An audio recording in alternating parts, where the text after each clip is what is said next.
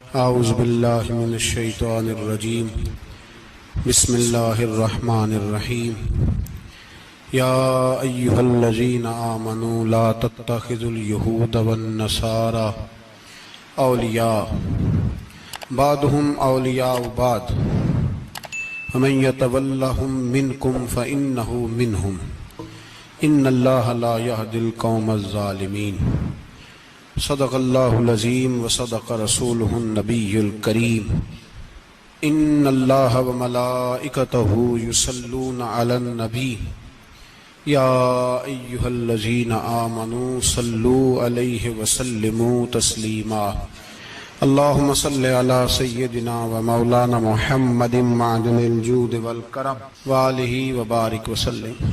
حمد و صلاۃ کے بعد سورۃ المائدہ چھٹا پارہ ہے، آیت نمبر 51۔ اللہ تبارک و تعالیٰ نے ارشاد فرمایا یا ایھا الذین آمنوا لا تتخذوا اليہود والنصارى اولیاء، اے ایمان والو یہودیوں اور عیسائیوں کو دوست نہ بناؤ۔ یہ مضمون قرآن پاک کی بہت ساری آیات میں، اس آیت کا انداز ذرا تھوڑا نرالا ہے۔ انہیں دوست نہ بناؤ، کیوں؟ اس لیے کہ بعضهم اولیاء بعض، وہ آپس میں ایک دوسرے کے دوست ہیں۔ تمہارے دوست وہ آپس میں ایک دوسرے کے دوست۔ قرآن پاک ہمارے ذہنوں پر بڑی ٹھنڈی، بڑی خوبصورت دستک دیتا ہے۔ اے ایمان والو، انہیں اپنا دوست نہ بناؤ، اس لیے کہ یہودی اور عیسائی آپس میں ایک دوسرے کے دوست ہیں۔ اتنا بھی کافی تھا، لیکن اللہ تبارک و تعالیٰ نے معیار ہی بدل دیا اور اتنا بڑا حکم ارشاد فرمایا۔ اس آیہ مقدسہ نے ہر چیز کو اپنے دامن میں سمیٹ کے رکھ دیا۔ یہودی اور عیسائی کو اپنا دوست نہ بناؤ، اس لیے کہ وہ آپس میں ایک دوسرے کے دوست ہیں۔ تو بات اتنی بھی کافی تھی، لیکن فرمایا اللہ تعالیٰ نے وَمَن يَتَوَلَّهُم مِّنكُمْ، جو تم میں سے انہیں اپنا دوست بنائے گا۔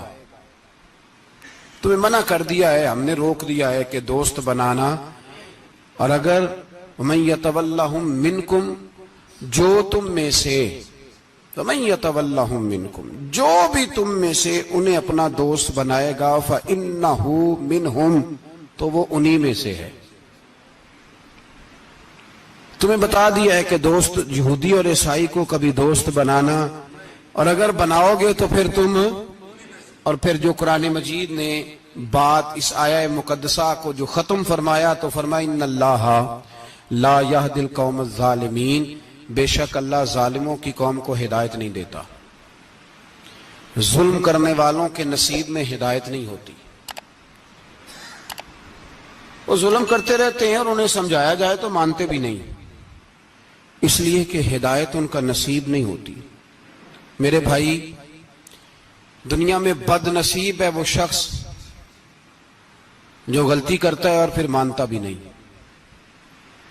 اور دنیا میں کم ظرف ہیں وہ لوگ،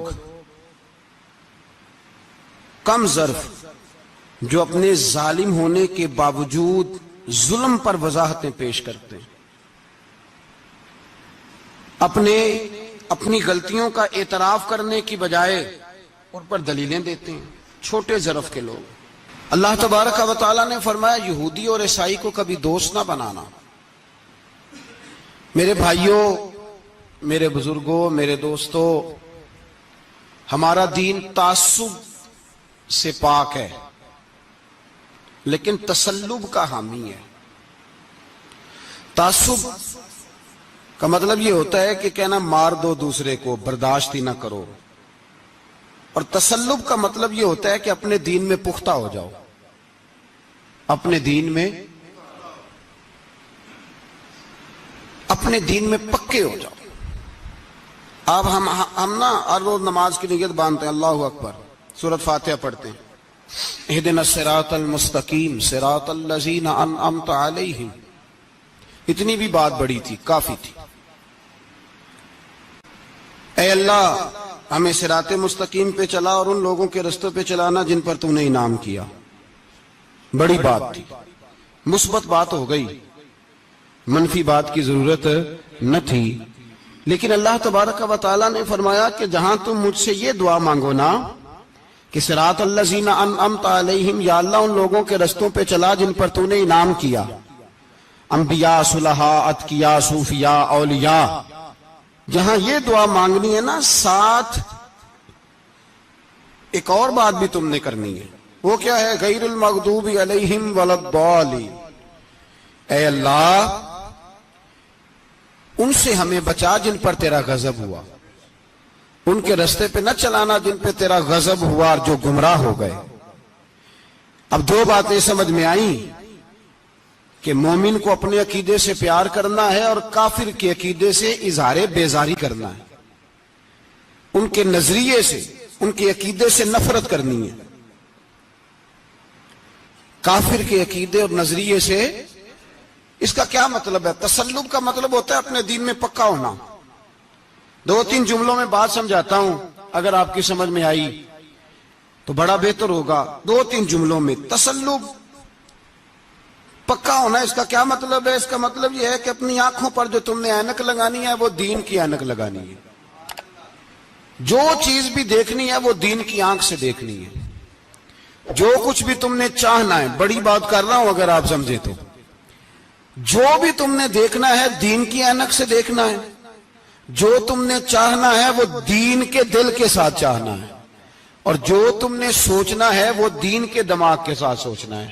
اس کا ترجمہ اقبال نے کیا، کہنے لگے قوم مذہب سے ہے، مذہب جو نہیں. قوم کس سے ہے؟ قوم مذہب سے ہے، مذہب جو نہیں. اور فاضل بریلوی کہتے ہیں دہن میں زبان تمہارے لیے اور بدن میں ہے جان تمہارے لیے. ہم آئے یہاں تمہارے لیے تو اٹھیں بھی وہاں تمہارے لیے. اپنی ہر چیز، ہر نقطہ نظر میں پہلے دین، اس کے بعد کوئی اور. کافر کے عقیدے سے ہمارے زمانے میں نا فلسفی، منطقی، ادیب، شاعر، ملنگ، تلنگ، یہ بڑی جماعتیں. کھچڑی ہے، کھچڑی. اب وہ کھچڑی ایک نیا درس دیتی ہے. وہ کھچڑی یہ کہتی ہے کہ یہ سارے اللہ کو پکارتے ہیں، سارے اسی کے نام ہیں. یہ سارے، ہمارے ایک سابق وزیر اعظم نے بھی کہا تھا، ایک نوجوان کی عادت دی ہے گھسی پٹی جماعت نے، وہ بھی یہی کہتے ہیں. ہولی پہ بھی چلے جاؤ، دیوالی پہ بھی چلے جاؤ، ہندوؤں کے مندر میں بھی چلے جاؤ. وہ کہتے ہیں سارے اسی کے نام ہے، جو بت کو پکار رہا ہے وہ بھی اسی کو ہی پکار رہا ہے، معاذ اللہ. جو رام رام کہہ رہا ہے وہ بھی بات اصل وہی ہے. وہ بیوقوف ہو. اگر بت کو پکارنے والا بھی کسی نہ کسی رنگ میں اللہ کو ہی پکار رہا تھا، معاذ اللہ، تو پھر نبی پاک صلی اللہ علیہ وسلم کو کیا ضرورت تھی بتوں کا مقابلہ کرنے کی؟ تم نے تو سارا دین ہی مشکوک کر دیا. ہر شے مشکوک ہو گئی. جو بتوں کو پکار رہا ہے وہ بھی اسی کو پکار رہا ہے، جو رام کہہ رہا ہے وہ بھی اسی کو کہہ رہا ہے، جو پتھر پوج رہا ہے وہ بھی. کیا تماشا لگایا ہوا ہے. اللہ تبارک و تعالیٰ تو اتنا غیور ہے، وہ کہتا ہے ان اللہ لا یغفر ان یشرک بہ ویغفر ما دون ذلک لمن یشاء. میں ہر چیز بخش دوں گا، میرے ساتھ کسی کو شریک نہ بنانا، میں اس کی معافی نہیں دوں گا.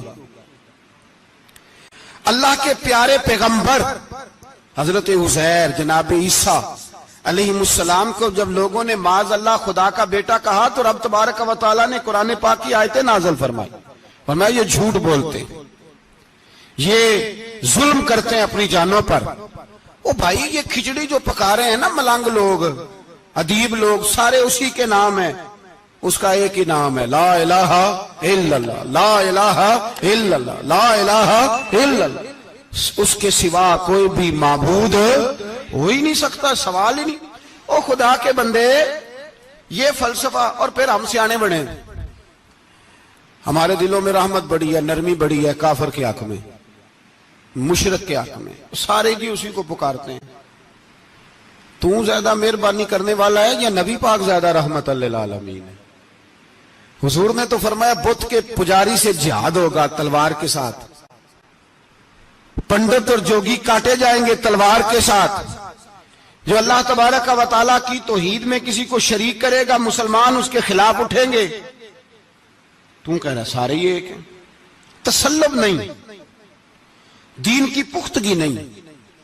हमारे यहां लोग मसला पूछते हैं, पाकिस्तान में जो ईसाई रहते हैं ना वो गरीब हैं, पाकिस्तान में जो ईसाई रहते हैं ना वो, और जो अमेरिका में रहते हैं। पाकिस्तान के अंदर जो लोग हैं ना वो मसला पूछते हैं, कहते हैं जी ईसाइयों के साथ खाना पीना जायज है। मैंने कहा अमेरिका में जब रहते हो तब क्यों नहीं पूछते? यहां तुम मसला पूछते हो, पूछते हैं ना लोग, ईसाइयों के साथ खाना पीना जायज है कि न जायज, और वहां जब तुम्हें जरूरत होती है पासपोर्ट की तो ईसाई बीबी से निकाह कर लेते हो। और पूछो ना अपने मुल्क के सियासतदानों से, पूछो इनसे कि तुम्हारे बच्चे जो जाके वहां रोटियां खाते हैं तो कौन से होटल हैं जहां बिल्कुल जायज तुम्हारे लिए अलहदा से पकता है? वो जो तुमने वहां रिश्तेदारियां की हुई हैं, तुम्हारे बच्चे वहां रह रहे हैं तो वहां मसले नहीं याद। अगर एक गरीब नाली साफ करने वाला ईसाई आए तो उसके बारे में फतवा है कि इसके साथ रोटी नहीं खानी, और ट्रंप आ जाए तो फिर कोई मौलवी मसला नहीं पूछता कि इसके साथ खाना जायज है कि नाजायज है। हमारा वो जो कुफर के मामले में इजहार बेजारी था, नफरत, काफर के अकीदे से, हम कभी नहीं कहते कि ईसाइयों के मंदिरों को आग लगा दो। कभी जुलूस लेके गए हैं कि मंदिर गिराना है? बोले उनका गिरजा कभी गिराया है? हिंदू का मंदिर, मरजई की इबादत गाह, अकलियत करार दे दिया, ठीक है, जहां ईसाई अलहदा से अपना काम कर रहे हैं तुम भी करो। लेकिन हम उनके अकीदे के कभी भी हामी नहीं हो सकते। अगर कहें कि ईसाई भी सही कह रहा है, हजरत मरियम को अल्लाह की बीवी कह रहा है, जनाब ईसा को अल्लाह का बेटा कह रहा है, और तू कहे सारे उसी के नाम है, तो ये बात तेरी दुरुस्त इसलिए कि हम तो रोज कहते हैं कुल हुवल्लाहु अहद अल्लाहुस समद लम यलिद व लम यूलद, न किसी का बाप है न किसी का बेटा है, वलम यकुल लहू कुफुवन अहद, उसका तो कोई हमसारी नहीं, उस जैसा दूसरा कोई है ही नहीं। तो भाई जिस अकीदे का तो ऐलान कर रहा है, जो आदमी तेरे अकीदे के खिलाफ चल रहा है, उसको तूने सही कैसे कह दिया? ये कैसे हो?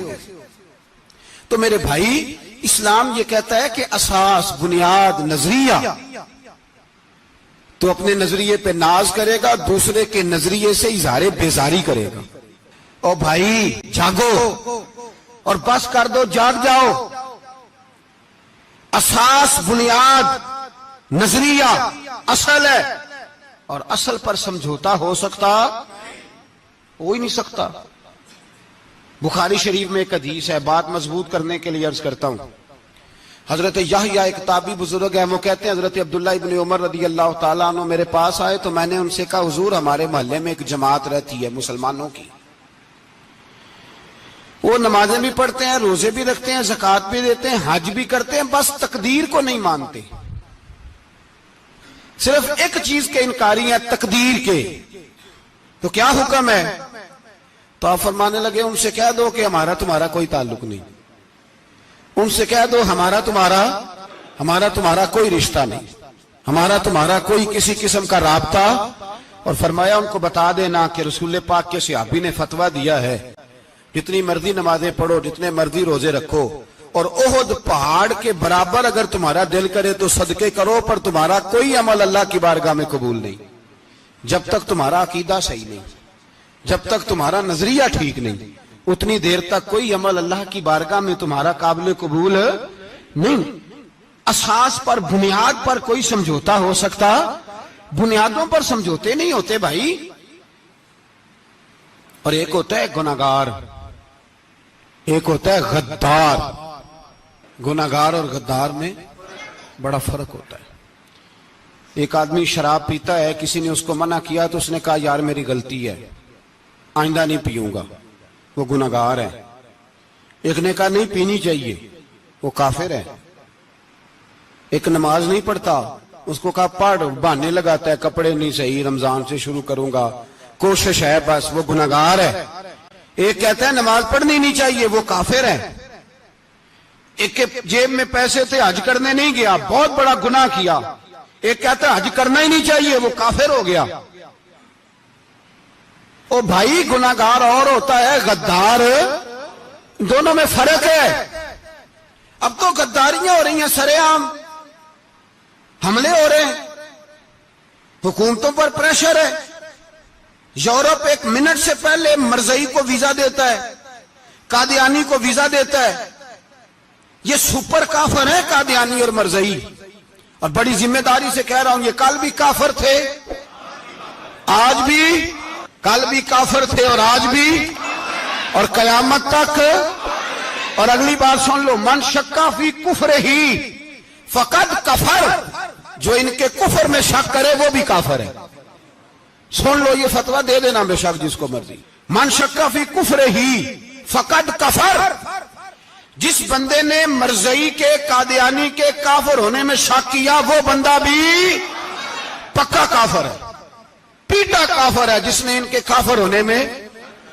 تو جڑے آکر سانو پتہ ہی نہیں لگا اسی کی کر بیٹھے، ان کے لیے کوئی قانون نہیں۔ وہ جس نے کہا ہے نا مرزئی اس کا قانون بدلنا ہے، اس کو ایک پرچی تیری میری بھی شامل ہے۔ ایسے نہ کہنا کہ وہ بڑے بے ایمان نکلے، کافر نکلے، تو نے بھی ٹھپا لگایا ہے، تو ساتھ ہے، تو شامل ہے۔ جب قومی اسمبلی میں یہ قرارداد پیش ہو رہی تھی تو ان کو ووٹ دینے والے ان کے گناہ میں شریک تھے، مجرم تھے، ساتھ شامل تھے، ان کو معافی نہیں ملے گی، ان کو لمبی توبہ کرنی پڑے گی اللہ کی بارگاہ میں، انہیں آنسو بہانے پڑیں گے ان کو ٹھپے لگانے کی وجہ سے۔ بچ نہ جایا کرو کہ حکمران برے ہیں تو ہم بڑے نیک پرہیزگار ہیں، ٹھپے لگانے والے ساتھ شریک ہے جرم، کہتے پتہ ہی نہیں چلا۔ کیسے پتہ نہیں چلا؟ کیسے پتہ نہیں چلا؟ یہ تو جو مدہوش ہوتے ہیں انہیں پتہ چل جاتا ہے یہ نبی پاک کی عزت کی بات ہو رہی ہے۔ بندہ مدہوش ہو نا، مدہوش، بے ہوش ہو مسلمان، رسول اللہ کی بات ہو تو اس کی بھی آنکھیں کھل جایا کرتی ہیں، اور تم جاگتے پڑھے لکھے اسمبلیوں میں بیٹھے مالدار، تم پتہ ہی نہیں چلا قانون بدل گیا، خبر ہی نہیں ہوئی۔ یہ دھوکہ کسی اور کو دینا، ہم تمہارے ان دھوکوں میں آنے والے کہ کسی اور کو سنانا کہانیاں، ہمیں نہیں سمجھ آتی تمہاری کہانیاں، کہتے غلطی ہو گئی، بھول گئے۔ اور وزیر اعلیٰ صاحب کہتے ہیں اس کو نکال دینا چاہیے۔ کس نے نکالنا ہے نا تماشا؟ کہتے ہیں اس کو نکال دینا چاہیے جس نے اس قانون میں، تو کس نے نکالنا ہے؟ حکومت تو آپ کی ہے، تو کون نکالے گا؟ شرم کرو، مر جاؤ ڈوب کے۔ یہ تمہارا طریقہ ہے؟ جرم کرتے اور جرم کر کے کہتے ہو نہیں نہیں نکال دینا، کون نکالے گا؟ نکالو، پتہ چلے تمہارا۔ امیر ملت پیر جماعت علی شاہ صاحب محدث علی پوری رحمت اللہ علیہ، پیر صاحب فرماتے ہیں جب پاکستان بن رہا تھا تو ہم نبی پاک صلی اللہ علیہ وسلم کی عظمتیں بیان کیا کرتے تھے۔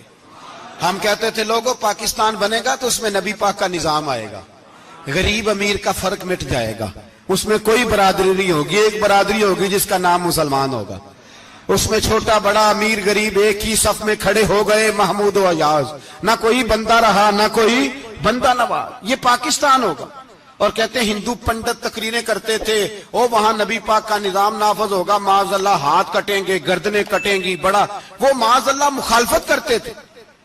وہ کیا پتا تھا کہ بعد میں یہاں بھی سارے وہی تماشے ہوں گے جو وہ کہہ رہے ہیں۔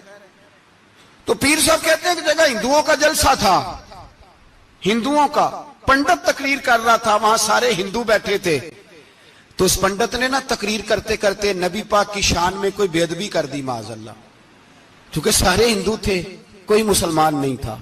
ایک ملنگ بیٹھا تھا دور، اس نے دوری ڈنڈا پکڑا ہوا تھا اور کوئی اپنی موج کا کام کر رہا تھا۔ آپ کو پتا ہے ان کے پاس جو ڈنڈا ہوتا ہے بڑا رنگین ہوتا ہے، کوئی اسپیشل بنایا ہوتا انہوں نے، تو بیٹھا تھا ملنگ۔ میں نے کہا بے ہوش بھی ہونا، جو بے ہوش ہو مسلمان، رسول اللہ کا نام آئے تو اس کی بھی آنکھیں کھول جایا کرتی ہے، تیری بند کی باندھی رہ گئی ہے، کیسے ہو گیا؟ ہاتھ میں ڈنڈا تھا اور وہ اپنے کام لگا ہوا تھا۔ جب اس کے کانوں میں سپیکر کی آواز آئی نا کہ نبی پاک کے بارے میں بات کی ہے، تو ڈنڈا اٹھایا، پیچھے سے اسٹیج پہ چڑھ گیا، اور ہندوؤں نے سمجھا ملنگ آدمی ہے، اس نے کیا کرنا ہے۔ آیا پنڈت کے پاس اور وہ کہتا ہے میں نے 3 ڈنڈے اتنی زور سے مارے کہ چوتھے کی ضرورت ہی نہ پڑی، اتنی زور سے 3 ڈنڈے سر پہ مارے کہ چوتھے کی ضرورت ہے، اس کی پھر آواز ہی نکلی، مر گیا وہ۔ مجھے پکڑا جیل میں پھینک دیا. امیر ملت پیر جماعت علی شاہ صاحب کہتے ہیں میں امرتسر کی جیل میں ملنے گیا اور میں نے اس کے سامنے کھڑے ہو کے کہا, میں نے کہا بے لیا, نہ تو نماز پڑھے, نہ تو روزہ رکھے, نہ تو مسجد آئے, نہ تو کوئی اور کام کرے, اور اتنا بڑا تو نے کام کیا, گستاخ مار دیا. تو پیر صاحب کہتے ہیں وہ ملنگ اپنے پیروں پہ اٹھ کے کھڑا ہو گیا اور اس کی آنکھوں میں آنسو تھے اور میری طرف دیکھ کے کہنے لگا, پیر جی میں لمیاں گلاں تے نہیں آندیاں, میں انپڑھا چوکھا تے نے مینوں پتا, گناہگار ہاں, بڑا گناہگار ہاں, بڑا گناہگار ہاں, بڑا گناہگار, بڑا گناہگار ہاں, پر قسم اللہ دی عزت دی میں گناہگار ہاں پر اپنے نبی دا غدار نہیں, گناہگار ہاں پر رسول اللہ دا غدار کوئی بات نہیں. اگر کوتاہیاں کرتا ہوں تو اب یہ تو نہیں نہ ہو سکتا کہ اونچی اور سچی سرکار کی کوئی میرے سامنے بے ادبی کر کے چلا جائے. یہ تینوں پتہ ہی نہیں لگا, تو کہتا خبر ہی نہیں ہوئی, کب ہو گیا پتہ ہی نہیں تھا, وضاحتیں دیتا پھرتا ہے. اور کچھ مولوی ملا جو دھبا ہے دین کے نام پہ وہ وضاحتیں دیتے پھرتے ہیں, کہتے ہیں مناظرے کر لو, شرم کرو. دین کے نام پر ووٹ مانگ کے اسمبلیوں میں جاتے ہو اور وہاں جا کے ان بے ایمانوں کی گودوں میں بیٹھ جاتے ہو, تمہیں حیا نہیں آتی؟ اور نبی پاک کی بات ہے تو پھر بھی تمہاری غیرت جوش نہیں مارتی, پھر بھی دلیلیں دیتے پھرتے ہو. میرے رسول پاک علیہ السلام کے غلاموں یاد رکھو, دین میں تسلط پیدا کرو, مضبوطی. کل لوگ مسئلے پوچھا کرتے تھے کہ صحابی کا اہل بیت کا بے ادب ہے تو اس کے جنازے پہ جائیں کہ نہ جائیں. اب نہیں لوگ پوچھتے, اب ہمارے دلوں میں فتوے زیادہ آ گئے ہیں, مرضی کرتے پھرتے ہیں. ہمارا بچہ کسی بد مذہب کی مسجد میں جاتا ہے, ہم کہتے ہیں نہیں نہیں ویسے ہی جاتا ہے. تجھ سے پوچھا جائے گا, اس دن پتا چلے گا, جس دن تم مرے گا تو تیرے لیے دعا بھی نہیں کرے گا, تیری قبر پہ بھی نہیں جائے گا, تجھے پتا چلے گا اس دن کہ ویسے ہی جاتا ہے کہ ایسے جاتا ہے. کوئی پابندی نہیں, کوئی تسلط بھی نہیں, عقیدے میں ایمان میں کوئی پختگی نہیں, ہمیں خیال ہی نہیں کہ کدھر جا رہی ہیں اولادیں, سوچتے ہی نہیں. ہم خیال ہونا چاہیے, سمجھ ہونی چاہیے. میرے رسول پاک علیہ السلام کے صحابہ میں تسلط تھا, تسلط. سگی اماں بھی اگر بے ایمان ہوتی تھی تو صحابہ قریب نہیں آنے دیتے تھے. حضرت اسماء بنت ابی بکر صدیق ان کی ماں مشرکہ تھی. جناب صدیق اکبر کی ایک زوجہ حضرت ابو بکر نے طلاق دے دی. کچھ عرصے کے بعد وہ اپنی بیٹی کو ملنے آئی, ماں بیٹی سے ملنے آئی تو حضرت اسماء بنت ابو بکر کو پیغام بھیجا, کہا بیٹے میں تجھے ملنا چاہتی ہوں. تو کہا اماں ذرا ٹھہر جا, پہلے میں اپنے نبی سے پوچھ لوں. پہلے اپنے ماں بعد میں ہے, نبی پہلے ہے. پہلے حضرت اسماء حضور کی بارگاہ میں گئی, یا رسول اللہ میری اماں ملنا چاہتی ہے, اور مشرکہ ہے, حکم کیا ہے؟ فرمایا تو ماں کی حیثیت سے مل سکتی ہے. انہوں نے تو سگے ماں باپ سے ناطے توڑ لیے, سگے رشتہ داروں سے, اور تو ان سے دوستیاں ختم نہیں کر سکتا, تیرا تعلق بھی نہیں. نہیں, سارے اسی کو پکارتے ہیں, سارے ایک ہی ہیں. یہ تماشے کسی اور کو دکھانا, یہاں رسول اللہ کے غلام بستے ہیں. ہمارا عقیدہ بڑا پختہ ہے, بڑا پختہ, بڑے پختہ نظریات کے لوگ اللہ نے اس دھرتی کو عطا فرمائے. اس زمین نے بڑے کامل مومن پیدا کیے. بھائی یاد رکھو, رسول پاک علیہ السلام کے غلاموں میں اپنے دین کے لیے تسلط تھا, پختگی تھی, کفر سے بیزار رہتے تھے. اگر سب کو ایک میں ایک ہی کرنا تھا تو پھر اتنی لمبی چوڑی جدوجہد, امیر حمزہ کا کلیجہ نکل گیا, کان کٹ گئے, سب کچھ ہو گیا, اور آج تم ان شہیدوں کی لاشوں پہ کھڑے ہو کے کہتے ہو کہ یہ تو ایسے ہی کٹ گئے. مذاق ہے یہ, کوئی مذاق ہے؟ اصل بات بتاؤں آپ کو کیا ہے, دین مفت میں ملا ہے, اور جو شے مفت مل جاتی ہے اس کی قدر نہیں ہوتی. قدر دین نبی دا ایک ہی جانن دنیا دار کمینے, دین نبی دا جانن والے سونگے وچ مدینے. تجھے کیا پتا, تجھے کیا خبر اس دین کی؟ تجھے خبر ہی نہیں میرے رسول پاک کا پسینہ کتنا بہا ہے. کبھی تیرا پھیرا لگے تو احد کے پہاڑ سے جا کے پوچھنا نبی پاک کا خون کتنا بہا ہے. کبھی ٹائم ملے نا, ملک شام جا اور حضرت بلال کی قبر پہ کھڑے ہو کے پوچھ دین کتنا قیمتی ہے. اور پھر اس سے زیادہ بات پوچھنی ہو نا کبھی تو مدائن جا, حضرت سلمان فارسی کے مزار کے پاس ان سے پوچھ دین کی قیمت کتنی ہے. وہ تجھے بتائیں گے کہ کئی 100 سال لگ گئے نبی پاک کے قدموں میں پہنچنے تک. 100 سال, کئی 100 سال. اور اگر پھر بھی تجھے تسلی نہ ہو تو جنت البقیع میں جا اور سیدہ طیبہ طاہرہ حضرت فاطمہ الزہرا سے پوچھ، ان سے پوچھ بی بی اس دین کی قدر کیا ہے، وہ تجھے بتائیں گی کہ جب دین کے چہرے پہ سرخ رنگ بھرنا تھا تو میں نے حسین کا خون دے کے بھرا ہے۔ وہ تجھے بتائیں گی کہ اس دین کو جب پینٹ کرنا تھا تو میں نے جناب علی اصغر کے بازوؤں کے ساتھ مصوری کی ہے۔ اس کو آسان سمجھ رکھا ہے لوگوں نے، آسان سمجھ رکھا ہے، کہا تم کٹ گئے۔ اور آج اٹھنے والا صوفی اور درویش کہتا ہے سارے ایک ہی ہیں، سارے اسی کو مانتے ہیں۔ جس سیاستدان کا دل کرتا ہے وہ جا کے مندروں میں پوجا کر آتا ہے، جس کا دل کرتا ہے وہ جا کے ہندوؤں کی ہولی اور دیوالی میں شریک ہو جاتا ہے۔ سب ایک ہی ہیں۔ اگر ایک ہی تھے تو حسین کا علی اصغر کیوں شہید ہوا؟ اگر سب ایک ہی تھے تو جناب علی اکبر کیوں شہید ہوئے؟ سارے ایک ہی تھے تو پھر ٹھیک ہے، مست رہنا چاہیے تھا۔ یہ مذاق ہے اتنی قربانیاں؟ شرم ہی نہیں آتی بات کرتے ہوئے؟ جاگو اور اپنے دین کو سمجھو۔ میرے رسول پاک علیہ الصلوۃ والسلام نے جو دین دیا اس میں تسلب ہے، تسلب، کفر سے بیزاری۔ کتنی بیزاری؟ حضرت ام حبیبہ رضی اللہ تعالیٰ عنہ ام المومنین ہے، یہ ہماری اماں ہیں۔ ماؤں کے نام تو بچوں کو آنے چاہیے نا، یہ مومنوں کی ماں ہیں، ابو سفیان کی بیٹی ہیں، حضرت ابو سفیان رضی اللہ تعالیٰ عنہ کی بیٹی، نبی پاک کی زوجہ ہیں، جناب امیر معاویہ رضی اللہ تعالیٰ عنہ کی سگی بہن حضور کی زوجہ تھی، بہت بڑے امیر باپ کی بیٹی تھی۔ مدینے جب آئیں تو نبی پاک کے گھر میں غربت دیکھی، آزمائش دیکھی، کئی دنوں کے فقر اختیاری کے جلوے دیکھے۔ ابو سفیان ایک مذاکرات کے سلسلے میں مدینے آئے اور کہتے ہیں میں نے سوچا سیدھا اپنی بیٹی کے گھر جاتا ہوں، تو کہتے ہیں میں حضرت ام حبیبہ کے صحن میں داخل ہوا تو چارپائی پہ بستر بچھا ہوا تھا اور ام حبیبہ ایک سائیڈ پہ بیٹھ کر تو سوئی دھاگے کے ساتھ کوئی کام کر رہی تھی۔ ابو سفیان کہتے ہیں میری بیٹی کی نظر پڑی تو ام حبیبہ جلدی سے اٹھی، اٹھ کے بستر جو چارپائی پہ بچھا ہوا تھا وہ بستر اٹھایا، لپیٹا، اندر لے گئی۔ بعد میں باہر آئیں تو میں نے بیٹی کے سر پہ ہاتھ رکھا، میں نے کہا بیٹی میں سمجھ گیا ہوں، بستر پہ میری نظر پڑی ہے، لگتا ہے کئی سال پرانا ہے، پیوند بھی لگے ہوئے ہیں، تو اس لیے اندر رکھا ہی ہے کہ پرانے بستر پہ باپ کو بٹھاؤں گی، اس لیے رکھا ہی ہے۔ تو بیٹی امیر گھر سے آئے تو غریب گھر میں اس کی شکایتیں ختم نہیں ہوتی، پر دین کے ساتھ تسلب ام المومنین کا، پختگی اور کفر سے بیزاری۔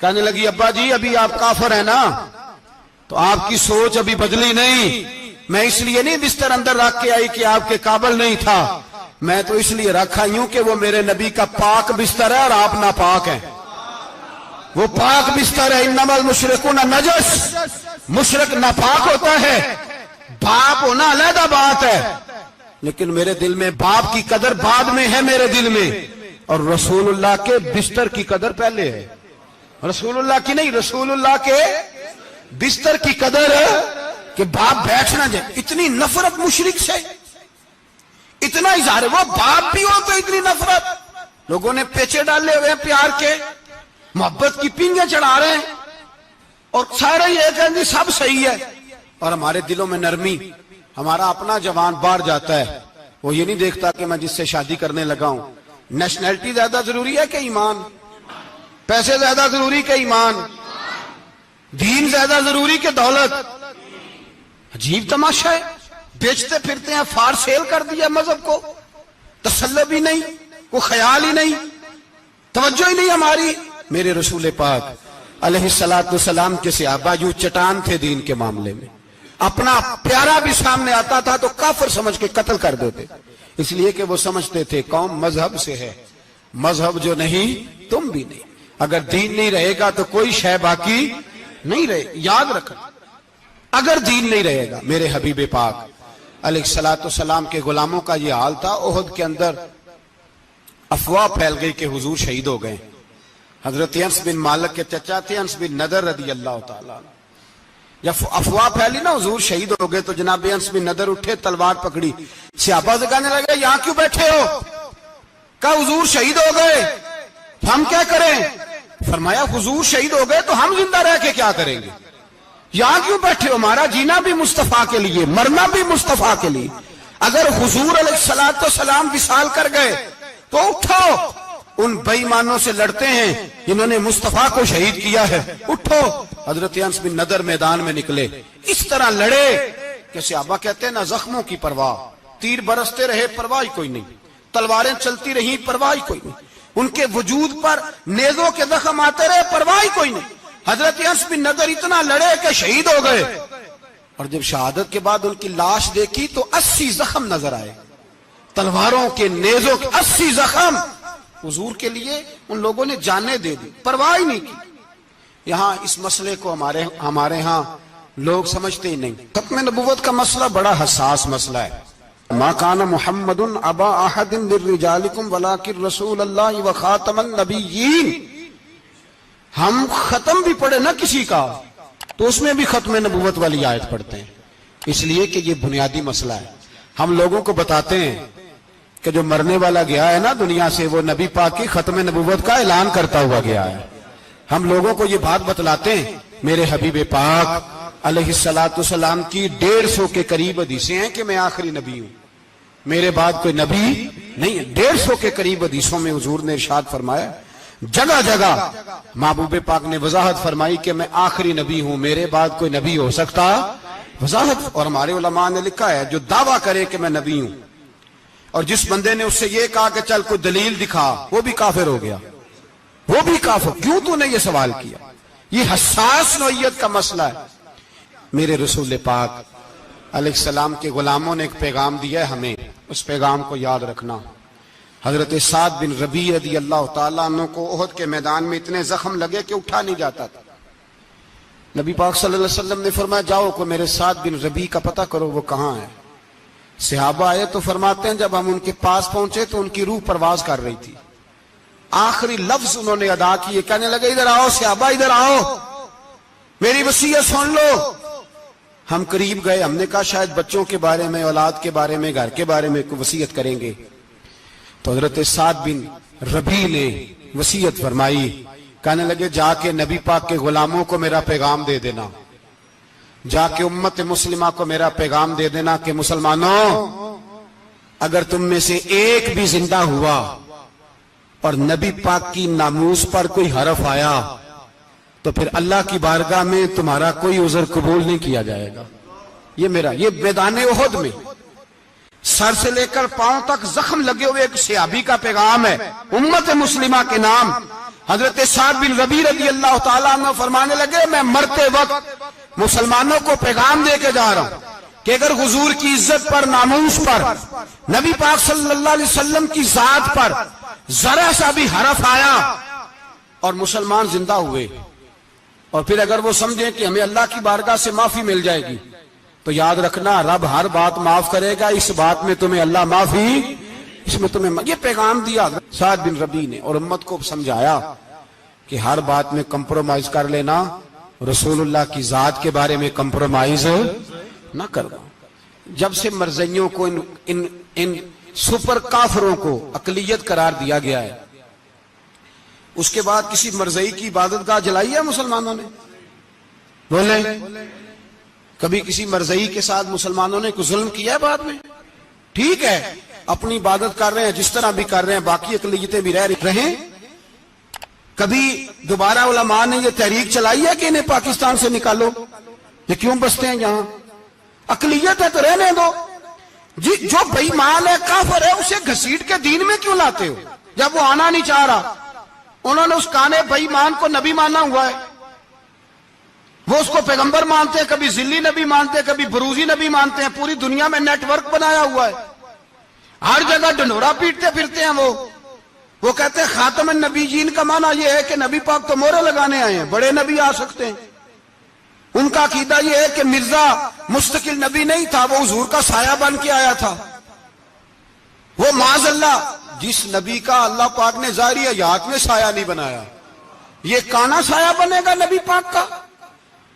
اس بے ایمان کو وہ اپنا پیشوا مانتے ہیں۔ چلو چھوڑو، جو کافر کو اپنا پیشوا مانے وہ بندہ صحیح ہوتا ہے؟ چلو نبی نہ بھی مانے، پیشوا مانے، وہ صحیح ہوتا ہے؟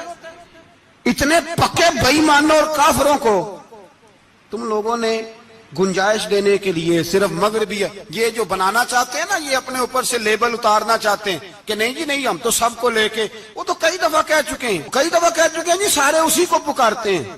نہ، سارے اسی کو نہیں پکارتے. اس کو اگر صحیح پکارتے ہیں تو مسلمان پکارتے ہیں، باقی اس کو صحیح پکارتے کہ جھوٹ بولتے ہیں، ملاوٹ کرتے ہیں، شرک کرتے ہیں، کفر کرتے ہیں. اور اللہ کی بارگاہ میں کفر و شرک کی کوئی معافی. یہ دنیا کو بتانا چاہتے ہیں نہیں جی نہیں، ہم بڑے نرم ہیں، ہم بڑے ایسے ہیں. ہم کوئی نرم نہیں، کوئی نرم نہیں. ہم نرم ہیں رحماء بینہم.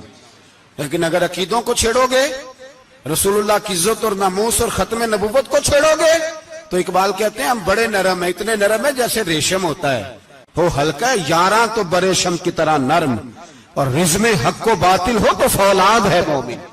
پھر ہم نرم نہیں، پھر ہمارے اندر بڑی سختی ہے، بڑی سختی. حضرت ابوبکر صدیق سب سے زیادہ نرم تھے، پر ختم نبوت کا معاملہ آیا تو سب سے زیادہ سخت حضرت ابوبکر صدیق ثابت ہوئے. سب سے زیادہ ہم بڑے سخت ہیں، بڑے سخت. چیک نہ کیا کرو مسلمانوں کے ایمان کو، ٹٹولا نہ کرو. میری آپ سے بھی اپیل ہے کہ ایسے ہی کو بندہ اگر آپ کے گھر آ جائے نا اور آ کے کہے میں فلاں صاحب ہوں، تو روب میں نہ آیا کرو. اس سے پہلے پوچھا کرو یوں تو سید بھی ہو، مرزا بھی ہو، افغان بھی ہو، تم سبھی کچھ ہو، بتاؤ کہ مسلمان بھی ہو. بس کر دیں، اب بس کر دیں. ان لوگوں کے ہاتھ مضبوط کر دیں جو ہاتھ بڑھاتے ہیں تو نبی پاک کی ختم نبوت پہ ہی ڈال لیتے. ان کے ہاتھ مضبوط کرنے بند کرو، بند کرو ان ظالموں کے ہاتھ مضبوط کرنے. حضور آخری نبی ہیں. بولیے نبی پاک، سارے بولیے حضور. حضور کے بعد جو کسی اور کو نبی مانے وہ کل بھی کافر تھا، آج بھی، قیامت تک وہ.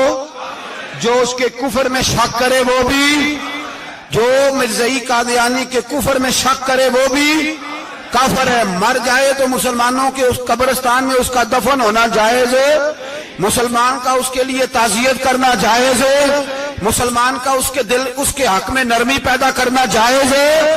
نہیں، مسلمان کا اس شخص کے بارے میں کسی قسم کی گنجائش دینا جائز ہے. کل بھی کافر تھے، آج بھی کافر ہیں، قیامت تک کافر رہیں گے. مسلمان وہ رہے گا جو کہے گا کہ نبی کی ہر شان کو ہم مانتے ہیں، حضور خاتم النبیین ہے، زبان سے اقرار کرتے ہیں اور دل سے اس پر ایمان لاتے، وہ بندہ مسلمان رہے گا. ہم حکومتوں کو سمجھاتے ہیں اپنی قبریں خراب نہ کرو، اپنی آخرت تباہ نہ کرو. نہ بس تھوڑا سا وقت ہے، تمہارے باپ دادا مر گئے، ان کا نام بھی کوئی نہیں لیتا، تم بھی دنیا سے جاؤ گے.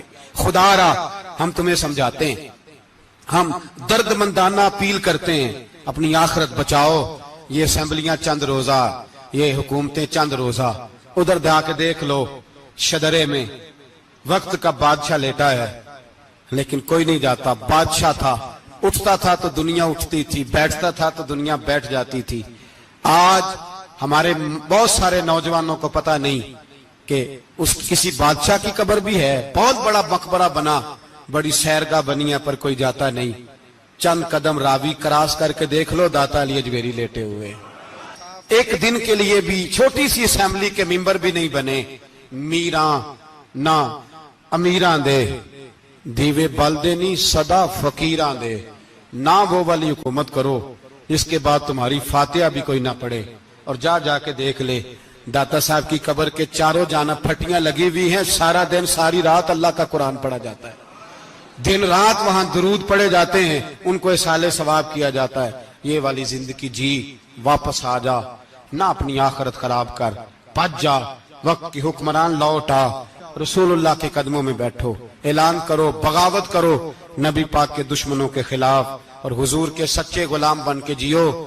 اگر سچے غلام بنو گے تو حضرت عمر بن عبدالعزیز کی طرح تمہارے تذکرے ممبروں پہ رہیں گے.